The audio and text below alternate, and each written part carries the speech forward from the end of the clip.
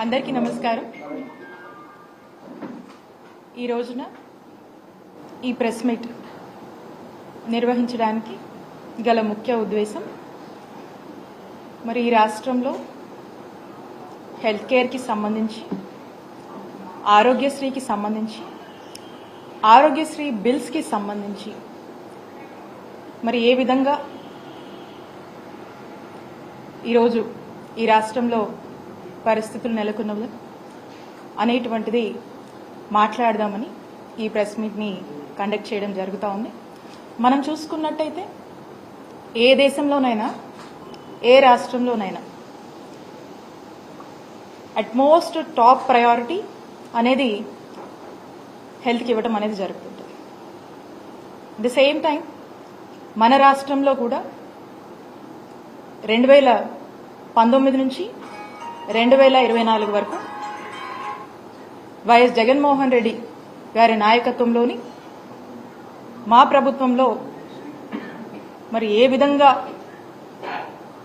Comprehensive health care అనేది అందరికీ అందించడము, పేద ప్రజలకు మెరుగైన వైద్య సేవల్ని ఉచితంగా నాణ్యమైన వైద్య సేవల్ని మరి ఏ విధంగా డోర్ స్టెప్స్ వరకు కూడా ఇచ్చేటువంటి ఒక ఆలోచన చేయడం కానీ మరి దీన్ని అనేక ఇనిషియేటివ్స్ అనేక స్కీమ్స్ని తీసుకొచ్చి వీటిని ఇంప్లిమెంట్ చేయడం కానీ ఏ విధంగా మనం చేశాము అనేటువంటి విషయాలు కూడా మీ అందరితో కూడా పంచుకుంటాను.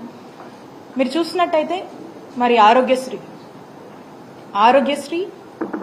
అనేటువంటి ఒక గొప్ప స్కీమ్ ఆనాడు ఆ దివంగత మహానేత డాక్టర్ వైఎస్ రాజశేఖర్ రెడ్డి గారు 2007లో ఈ రాష్ట్రంలోని పేద ప్రజలు కూడా వాళ్ళ పేదరికం వల్ల వాళ్ళ సిచ్యువేషన్స్ వల్ల వాళ్ళకి ఏదన్నా ఒక హెల్త్ ఇష్యూ వస్తే అది వాళ్ళకి భారం అయిపోతుంది.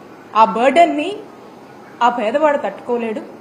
దానివల్ల అనేక ఇబ్బందుల పాలయ్యి దానివల్ల ఏ విధంగా ఆ కుటుంబం ఇబ్బందుల పాలై నష్టపోతుంది, ఏ విధంగా బాధపడుతుంది అని చెప్పి ఆ బాధ ప్రభుత్వం బాధ్యత అని భావించి ఆనాడు వైఎస్ రాజశేఖర రెడ్డి గారు ఆరోగ్యశ్రీ అనే ఒక పథకం తన మేధస్సులోంచి ఆలోచించి తీసుకొచ్చినటువంటి ఒక గొప్ప పథకం, వైఎస్ఆర్ గారి బ్రెయిన్ చైల్డ్ అని చెప్పి గర్వంగా చెప్పుకునేటువంటి ఒక పథకం.